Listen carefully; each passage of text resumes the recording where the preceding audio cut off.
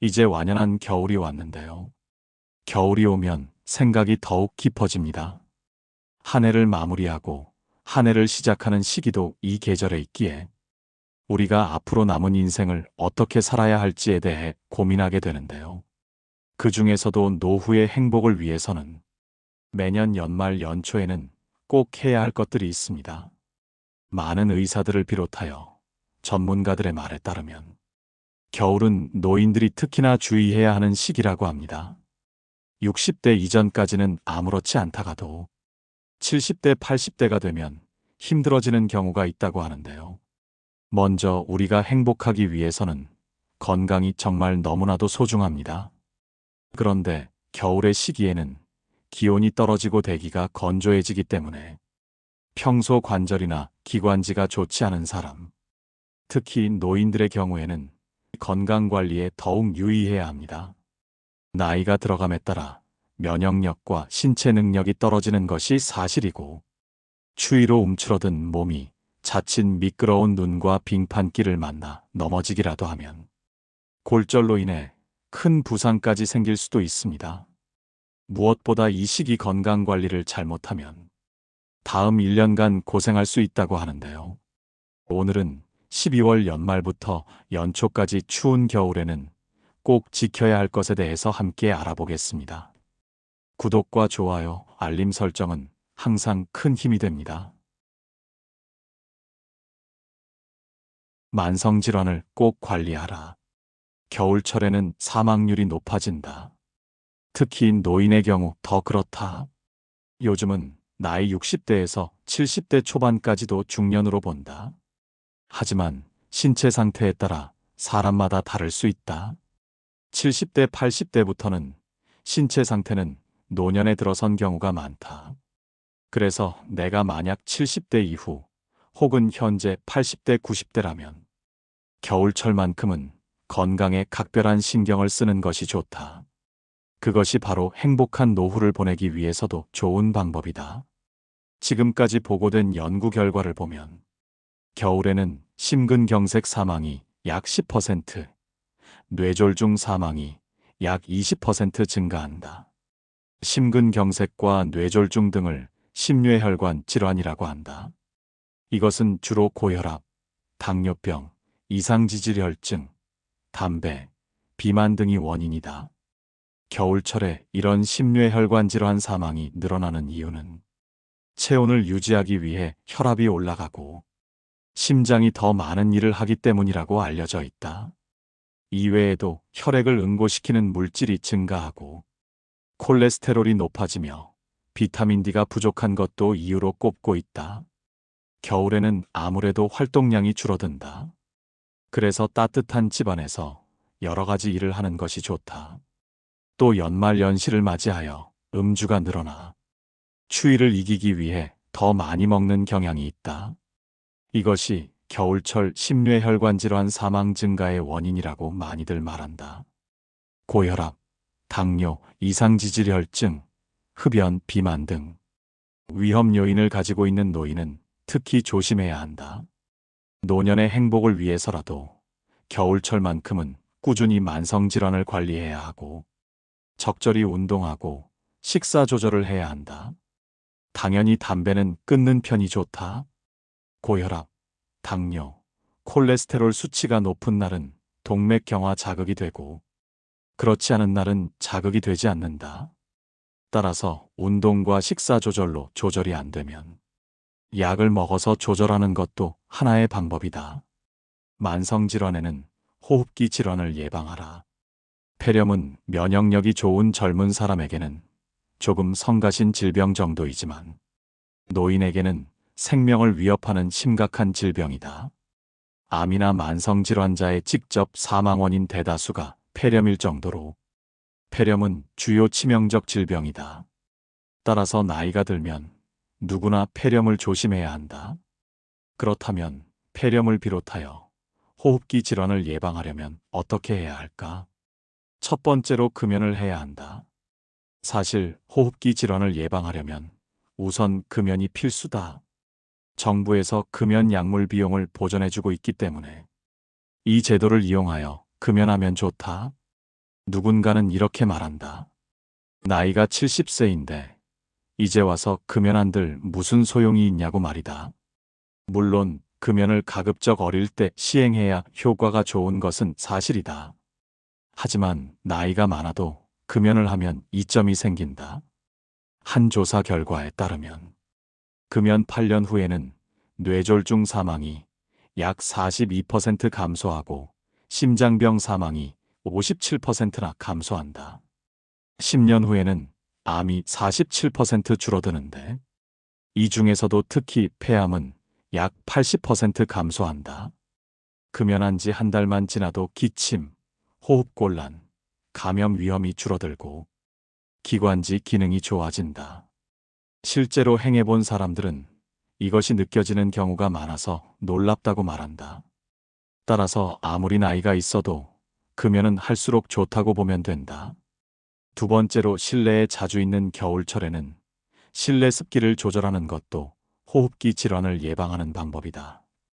실내 공기가 건조해지지 않도록 해야 한다. 이럴 때는 실내 분수, 어항, 젖은 빨래나 수건을 이용하면 습도를 높여주는 데 좋다. 겨울철에는 외출은 줄이는 편이 낫다. 겨울철에는 사망률이 높아진다. 겨울철에 이런 심뇌혈관 질환 사망이 늘어나는 이유는 체온을 유지하기 위해 혈압이 올라가고 심장이 더 많은 일을 하기 때문이다. 이외에도 혈액을 응고시키는 물질이 증가하고 비타민 D가 부족해지고 콜레스테롤이 높아지기 때문이라는 설명도 있다. 겨울에는 연말 연초를 맞이하여 만나는 사람들이 늘고 그러다 보면 음주가 늘어난다. 또 추위를 이기기 위해 더 많이 먹는 경향이 있는 것도 겨울철 심뇌혈관 질환 사망 증가의 원인이라고 판단된다. 하지만 추운 날씨에는 외출을 삼가고 따뜻하게 체온을 유지하는 것이 필요하다. 실내 온도는 적어도 18도 이상을 유지해야 하는데 특히 잠을 잘 때는 난방이나 전기담요 등을 이용해 체온이 낮아지지 않도록 해야 한다. 간혹 난방비를 아끼겠다고 집안이 너무 추운데도 불구하고 틀지 않는 사람들이 있다. 그런데 나이가 들면 이것은 좋은 방법이 전혀 아니다. 오히려 이렇게 하다가는 난방비보다 병원비가 더 나올 수 있다. 거기다 내 몸이 고생하는 것도 추가된다. 돈을 생각해서도 겨울철에는 외출을 하는 것보다 실내에 있는 것이 좋다. 하지만 80대가 넘은 나이에도 집안에만 있을 수는 없다. 간혹 외출을 해야 하는 경우가 생긴다. 이런 경우 오래 있지 않는 것이 좋으며 약속이 있다면 실외보다는 실내에서 있도록 해야 한다. 외출을 할 때는 모자, 목도리, 장갑 등을 이용하는 것이 좋다. 체온 발산이 주로 머리와 목에서 발생함을 염두에 둬야 한다. 겨울철에는 낙상에 특히 주의해야 한다. 노인이 겨울에 주의해야 할 또 다른 질병은 낙상이다. 나이가 들면 골다공증에 잘 걸리고 시력 균형 감각, 유연성 근력 등이 나빠지기 때문에 잘 넘어지게 된다. 또 골다공증으로 인해 쉽게 골절상에 걸린다. 팔목 골절상은 활동에 큰 지장이 없지만 허리나 엉덩이 관절 부위 뼈가 부러지며 움직이기 힘들게 되면 여러 합병증이 잘 생기고 심지어 사망률도 높아진다. 대퇴부, 즉 엉덩이 골절 노인 5명 중 1명이 사망한다고 알려져 있다. 20% 확률이니 생각보다 전혀 적지 않은 확률이다.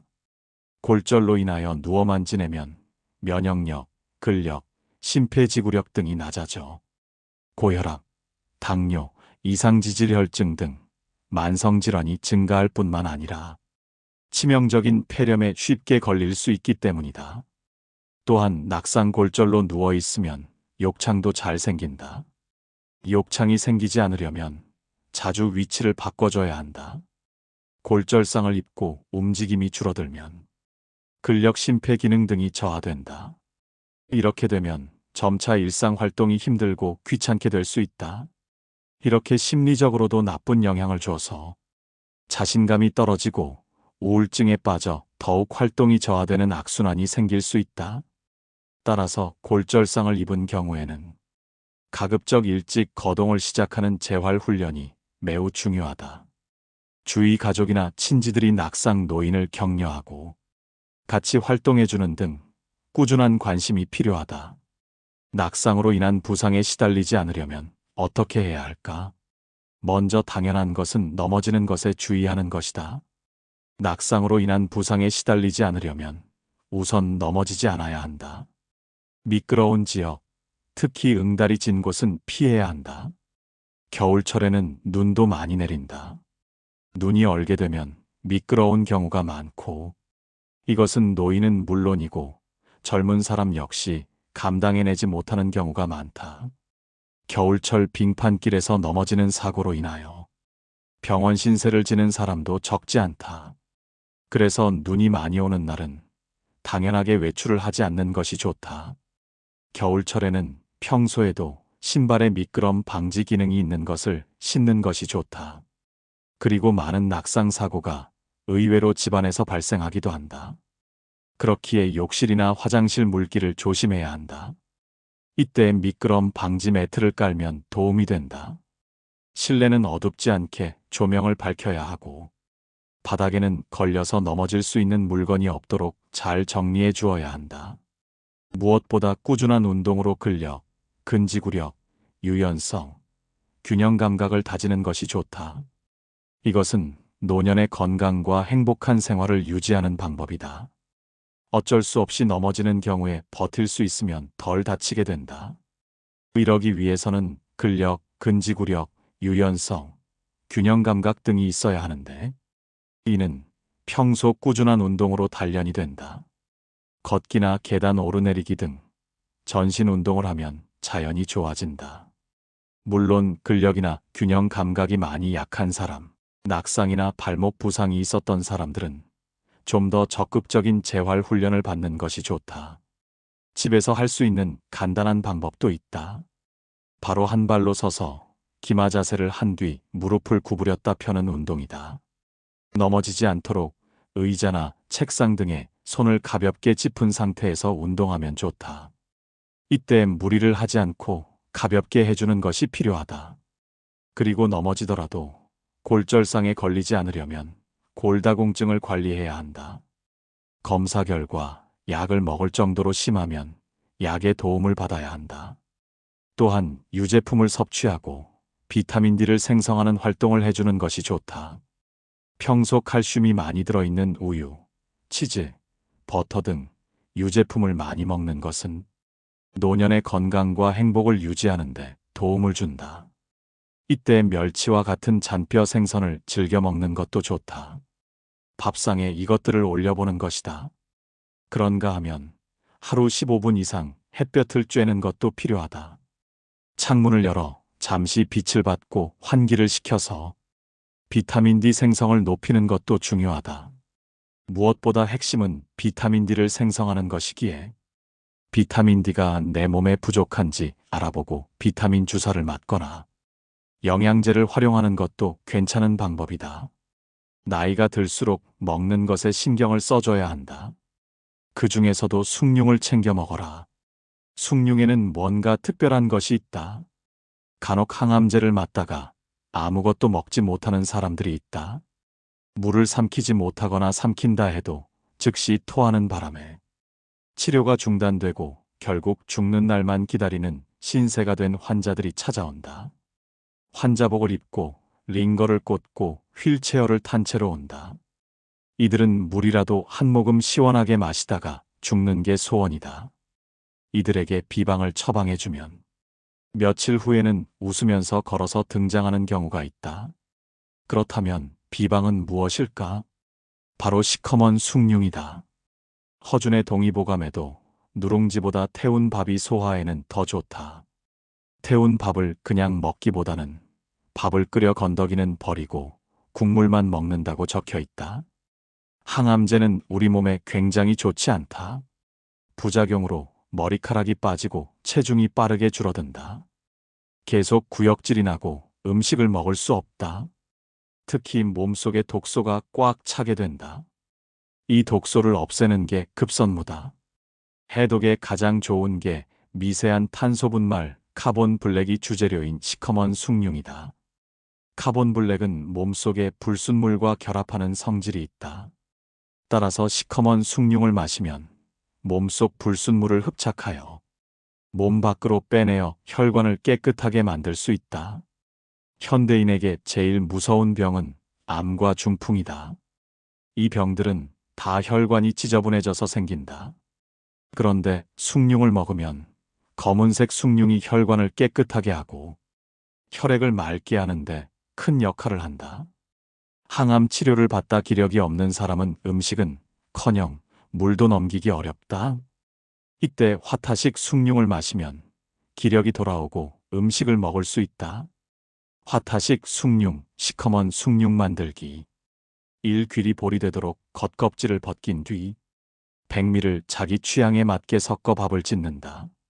백미는 창고에 오랫동안 보관한 묵은 쌀 진창미가 좋다. 되도록 진창미를 80% 이상 넣는다. 이 밥을 80에서 90% 태워서 누룽지를 만든다. 커피는 보통 60에서 90% 태운다. 3이 탄 누룽지를 작은 입자로 만든다. 4그릇에 거름망을 놓고 이 누룽지를 넣는다. 여기에 뜨거운 물을 부어 우려낸다. 커피처럼 검은 물이 나올 때까지 수차례 우린다. 시커먼 숭늉의 효능. 왜 누룽지를 80에서 90% 태울까? 100% 태우면 탄소가 되고 만다. 80에서 90%쯤 태워야 곡물의 속껍질이 남아있다. 간혹 태운 음식은 암의 원인이라고 여겨서 꺼리는 사람들이 있다. 물론 동물성 단백질이나 지방질을 태우면 몸에 해롭다. 그러나 식물성 단백질이나 지방질을 태운 것은 전혀 해롭지 않다. 태운 곡식 이야기는 성경에도 나온다. 곡물을 보관하기 어렵던 시절에는 태워서 가지고 다녔다. 사람에 따라서는 현미가 맞지 않는 사람도 있다. 이럴 때는 백미를 써야 한다. 백미도 현미와 마찬가지로 오래 묵은 진창미를 써야 한다. 진창미를 최소한 절반 이상 넣어야 좋다. 커피보다 좋은 천연항생제. 세계의 교역 물품 중에서 석유 다음으로 유통량이 많은 게 커피다. 무색무취의 콩으로 아무 맛도 없는 커피콩을 까맣게 태워 맛을 낸 것이다. 유럽에서 최초로 간 이식 수술에 성공한 한국인인 이종수 교수는 아침에 일어나서 진한 커피 2잔을 마시고 일을 시작한다.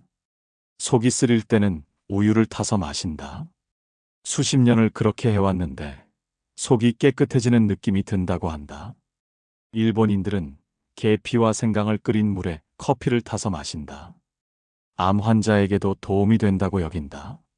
암세포는 약품에는 내성이 생겨서 더 강해지지만 식품에서 섞이면 약해지거나 사라진다.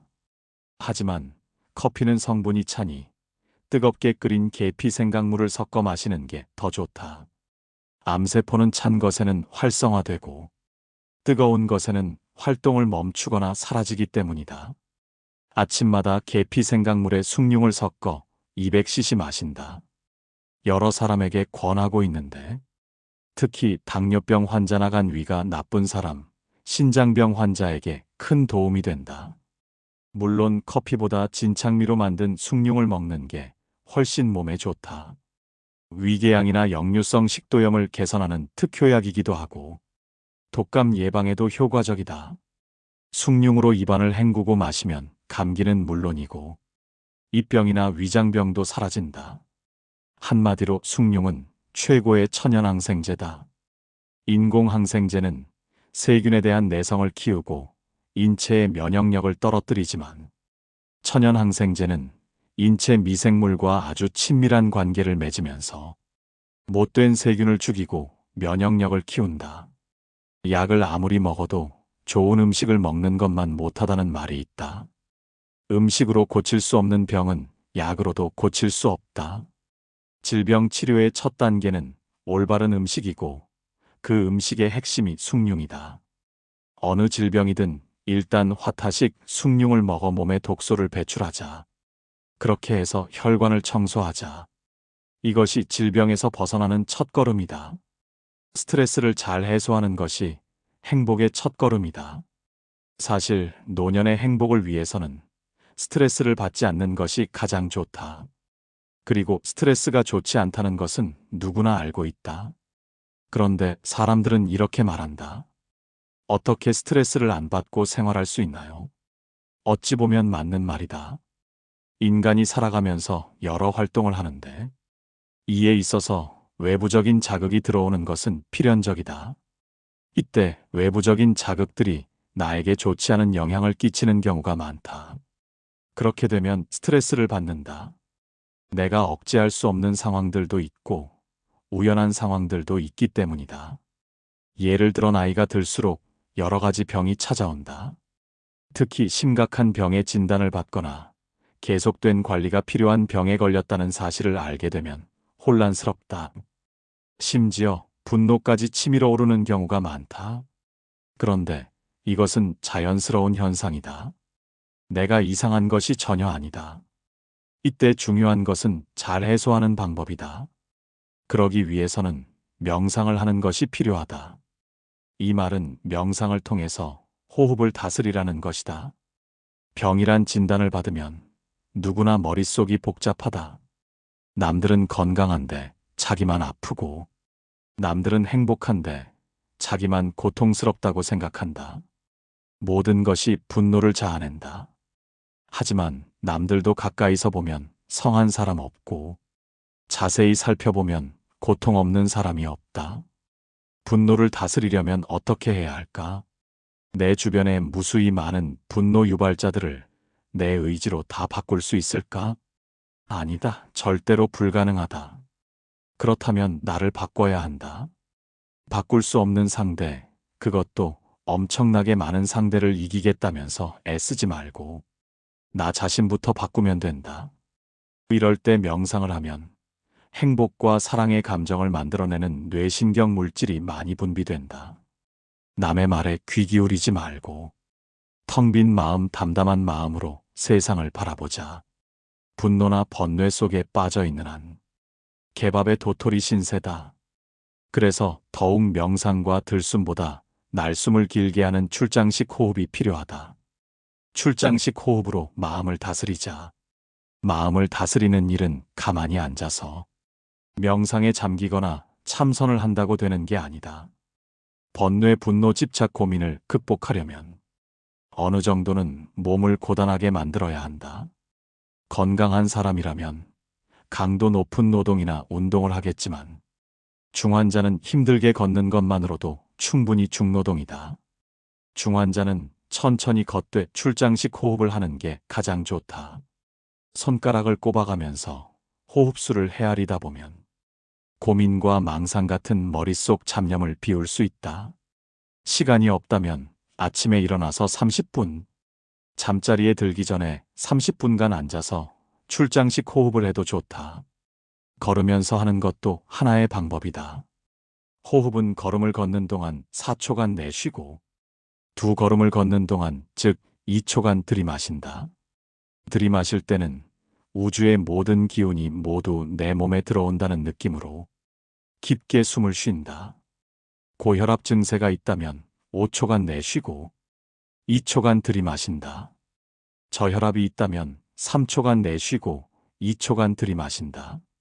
사람은 4초간 내쉬고 2초간 들이마시는데 숙달되면 8대 4 또는 10대 5로 늘릴 수도 있다. 여기서 중요한 것은 코로 호흡해야 한다는 점이다. 입으로 호흡하면 공기 중에 있을지도 모를 바이러스가 체내에 침입하는 것을 막기 힘들다. 코로 호흡하면 산소 공급도 잘 되어 백혈구가 건강해진다. 60대가 되면 절반 이상이 고혈압으로 고생한다. 혈압약을 먹는 건 불가피한 선택이라도 사람에 따라 만만치 않은 부작용이 뒤따른다. 출장식 호흡을 하면 고혈압 환자는 10년 먹던 혈압약도 10일 안에 끊을 수 있다. 저혈압 환자는 문제가 더 많다. 약이 없다는 것은 현대의학의 사각지대다. 멀쩡한 사람이 저혈압 때문에 자다가 죽는 일이 허다하다. 하지만 출장식 호흡을 하면 저혈압이 정상 혈압으로 바뀐다. 최소 하루 1시간 이상, 100일은 해야만 효과가 나타난다. 신체와 정신이 다 건강해야 진정 건강한 것이다. 이제부터라도 올바른 마음가짐과 올바른 음식 섭취를 생활 속에서 실천해보자. 그것이 곧 신체와 정신의 건강을 실천하는 길이다. 희망과 용기는 그 어떤 상황에서도 잃지 마라. 희망과 용기가 불치병 치료의 시작이다. 당장 자리를 박차고 일어나라. 병이란 체내에 쌓인 독성 물질을 인체의 면역력이 감당하지 못할 때 생긴다. 이 상태가 되면 면역 기능이 교란을 일으켜 이상세포가 생기고 이 세포가 암세포가 되어 인체의 균형을 깨뜨리고 수명을 단축시킨다. 불치병 앞에서 마음이 흔들려 치료를 받으면서도 암세포가 나를 죽이기 전에 내 정신이 나를 먼저 죽인다. 죄수가 3일 후 교수형을 받는다는 통고를 받으면 단 3일 안에 검은 머리가 흰 머리로 바뀐다 했다. 이는 충격이 내 몸을 자포자기 상태로 만드는 것이다. 내가 할 수 있는 일은 아무것도 없다고 스스로 위축되어 운명에 자신을 맡기는 이른바 자포자기 상태가 되면 암세포는 더욱 위세를 떨친다. 하지만 누워서만 지낼 수 없다고 자리를 박차고 일어나는 순간 암세포는 위축되고 인체의 저항력은 극대화된다. 마치 건강한 몸처럼 움직이고 생각하며 정신이 몸을 지배하도록 단련해야 한다. 끊임없이 육체를 움직여 쓸데없는 생각이 비집고 들어올 틈을 주지 말아야 한다. 마라톤 선수가 30분쯤에 온다. 이때 포기하면 완주할 수 없지만 조금 더 참고 달리면 이른바 러너스 하이 상태가 와서 기분 좋은 상태로 달릴 수 있다. 피아노 치기도 고행이다. 종일 건반을 두드리면 어깨, 손목, 팔만 아프다. 그러나 어느 한계점을 넘기면 종일 건반을 두드려도 힘들지 않고 즐겁기만 하다. 일단 참고 한계점을 넘어 육체 운동을 즐겁게 만들어야 한다. 육체적인 운동과 아울러 즐거운 정신 노동을 해서 육체적인 기운과 정신적인 기운이 동시에 순환되게 해야 한다. 폭풍우가 몰아치면 선원들은 파도의 높이를 보지 않고 선장의 표정을 살핀다. 선장이 의연하면 선원들도 의연하게 태풍에 대처한다. 생사가 오가는 전장에서도 마찬가지다. 병마와 싸우는 건 죽느냐 사느냐의 전쟁이다. 아무리 중병에 걸렸어도 우리의 마음이 당당하면 몸속 60조 개의 세포도 당당하게 질병에 대처한다. 건강하게 살려면 그리고 불치병을 이기려면 즐거운 생활이 필수다. 나만 즐거워서 안 되고 나도 즐겁고 남도 즐거워야 한다. 작용 반작용의 법칙처럼 남을 즐겁게 하는 만큼 나도 즐겁다. 그래서 병을 고치기 위해 어디 특별한 데를 가야 한다는 건 그릇된 생각이다. 장소는 별 의미가 없다. 산속을 걸어 다니든 공장에서 일하든 지하 상가에서 물건을 팔든 지하 500m 탄광에서 일하든 항상 바르고 즐거운 마음만 있으면 된다. 사실 즐거운 생활을 하고 싶지 않은 사람이 어디 있겠는가. 항상 즐거운 마음을 먹는 일은 물론 쉬운 게 아니다. 마술사가 즐거운 세상 나와라 하고 주문을 외우듯이 해서 되는 것도 아니고 즐거운 생활을 해야지라고 마음 먹는다고 즐거운 생활을 할 수 있는 것도 아니다.